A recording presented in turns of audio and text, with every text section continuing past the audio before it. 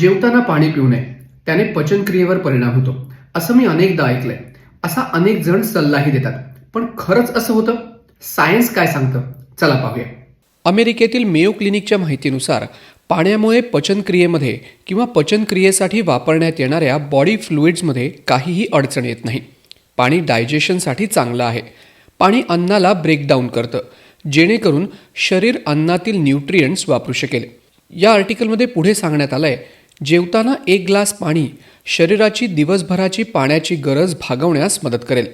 वजन मेंटेन करायचं असेल किंवा वजन कमी करायचं असेल तर मील टाईममध्ये पाणी पिणं चांगला पर्याय आहे. जेवताना पाणी प्यायल्याने जास्त कॅलरी न खातासुद्धा पोट भरल्याचं फिलिंग येतं.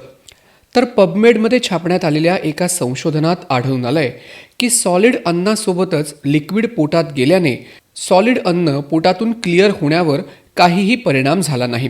तर USA टुडे या न्यूज वेबसाईटशी बोलताना कॅलिफोर्निया विद्यापीठाच्या सहाय्यक प्राध्यापक न्यूट्रिशन डेबी फेटर सांगतात, जेवताना पाणी पिणं धोकादायक आहे असं सांगणारा कोणताही रिसर्च नाही. याउलट पाणी ब्लोटिंग प्रिव्हेंट करू शकतं आणि पचनक्रियेला मदत करू शकतं. त्या पुढे सांगतात, जेवताना पाणी सिप केल्याने खाण्याचा अतिरेक न होण्यापासून मदत मिळते. तर हेल्थलाईनच्या माहितीनुसार पोटात अन्नाचं पचन होत असताना ॲसिड, डायजेस्टिव्ह एन्झाईम्ससोबत पाणी देखील असतं. त्यामुळे पाणी पोटातील या डायजेस्टिव्ह एन्झाईम्सचं योग्य काम करण्यासाठी गरजेचं आहे. वॉशिंग्टन पोस्टनेही या विषयावर आर्टिकल लिहिलंय. यात अमेरिकन गॅस्ट्रोएन्ट्रोलॉजिकल असोसिएशनच्या governing board member Debra Proctor सांगतात, पाणी पोटातील ॲसिड डायल्यूट करेल ही गोष्ट चुकीची आहे. पाणी पोटात 20 मिनिटात ॲब्झॉर्ब होतं. त्यामुळे तुम्ही जेवताना पाणी प्यायलं तरी ते अन्नपचन क्रियेत इंटरफिअर किंवा काही परिणाम करत नाही. पाणी एन्झाईम्सवरही काही परिणाम करत नाही, कारण हे एन्झाईम्स अन्नाच्या पार्टिकल्ससोबत मिसळतात.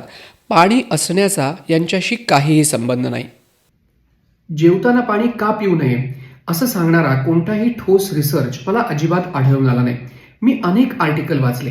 त्या आर्टिकलमधून मला एक गोष्ट समजली की जेवताना जर पाणी प्यायचं असेल तर भरपूर पिण्यापेक्षा हळूहळू सिप करत प्यावं.